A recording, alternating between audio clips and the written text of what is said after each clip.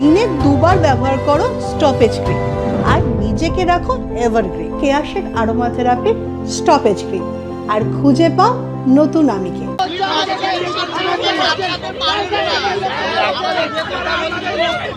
রাস্তাটাই কি ব্লক করে দেবেন আপনারা?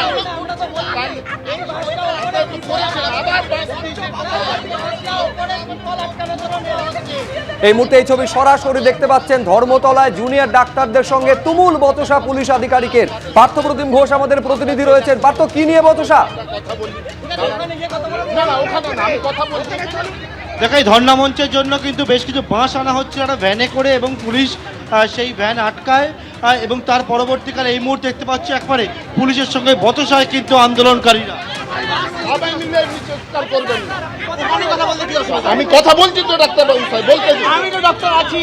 আরে সবাই তো ডাক্তারবাবু, আমরা তো কয়েকজন ওখানে WBJDF এর মেম্বার আছি। বলতে পারেন আমরা তো ওখানে যে ডাক্তারবাবুরা কথা বলবো ওখানে চলুন, ওখানে চলুন, চলুন ওখানে, কথা বলছি, চলুন ওখানে, ওখানে চলেন। আপনি এখানে আটকাচ্ছেন কেন? আপনি এখানে আটকাচ্ছেন পুরো কেন? রাস্তাটা ব্লক করে দেবেন। করতে চাই না, আমরা তো ব্লক করিনি, আমরা তো করতে যাচ্ছি না। আপনাকে কে বললো? না করেনি, খোলা আছে রাস্তা, রাস্তা খোলা আছে, যথেষ্ট করা আছে। আমরা কথা বলছি রাস্তা ডাক্তারবাবু, তো খোলা আছে। আমাদের ডাক্তারবাবু। আরে কথা বলতে দিন না, আমি তো ডাক্তারবাবুর সাথেই কথা বলছি। আমাকে ডাক্তারবাবুর সাথেই কথা বলতে দিন। ওখানে গিয়ে কথা হবে। এখানে যারা আছে আমি ওদের যারা সাথে কি আমি আছি তো, আমি বলছি আমি আমরা কথা বলছি। পুলিশ বলছে পর্যাপ্ত বাঁশ রয়েছে ধর্ণা মঞ্চে, তাই জন্য এই ভ্যান যেতে দিচ্ছেন না, কিন্তু আন্দোলনকারীরা বলছেন যে এখান থেকে তারা সেই বাঁশ নিয়ে যাবে এবং সেই ভ্যান নিয়ে যাবে। একবারে তুমুল উত্তেজনা পরিস্থিতি এই মুহূর্তে ধর্মতলায় টিপু সুলতান মসজিদের কাছে। একেবারে সরাসরি এই ছবি পার্থ আমাদের জন্য, আপনাদের জন্য তুলে ধরছে যে তুমুল বচসা চলছে। আপনারা জানেন জুনিয়র ডাক্তারদের তরফে রাজ্য সরকারকে যে ডেডলাইন বেঁধে দেওয়া হয়েছে রাত 8:30, অর্থাৎ প্রায় 1 ঘন্টা মতন বাকি রয়েছে। এই 1 ঘন্টার মধ্যে তারপরে পরিস্থিতি কোন দিকে যাবে, কিন্তু তার আগে দফায় দফায় উত্তেজনা তৈরি হচ্ছে ধর্মতলায়। সরাসরি এই ছবি দেখছেন।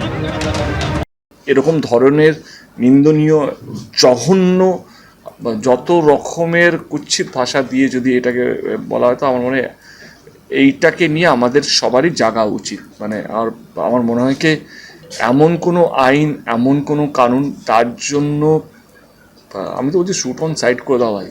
মানে এই ধরনের লোক যদি চিহ্নিত হয়, এই লোকগুলোকে যদি সত্যি ধরা পড়ে এবং তারা যদি করে থাকে কুকর্ম থাকে, তাদেরকে বাঁচিয়ে রেখে তাদের পিছনে সরকারি টাকা, তোমার আমার ট্যাক্সের টাকা নষ্ট করে লাভ নেই। কিন্তু যেহেতু আমি পাবলিক রিপ্রেজেন্টেটিভ, আমি এই শব্দগুলো ব্যবহার করতে পারি না, বিকজ আমাকে একটা কনস্টিটিউশন ল, আমাদের ডেমোক্রেসি অনেক বেশি স্ট্রং। কিন্তু এমন স্ট্রং হলেও আমরা আমাদের মা বোনদের বাঁচাতে পারছি না। এটা সত্যি আমাদের ভাবার বিষয়।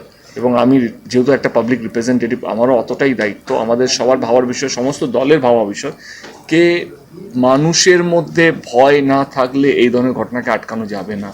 এমন কিছু নিয়ে আসতে হবে, এমন কিছু করতে হবে যেখানে এই মানুষগুলো, এই যে মানসিকতা নিয়ে ঘোরে, তাদের মনে ভয় ঢোকাতে হবে, এমন কিছু শাস্তি দিতে হবে যাতে অন্য মানুষ মানে করা তো দূরের, ভাবতেও যেন তাদের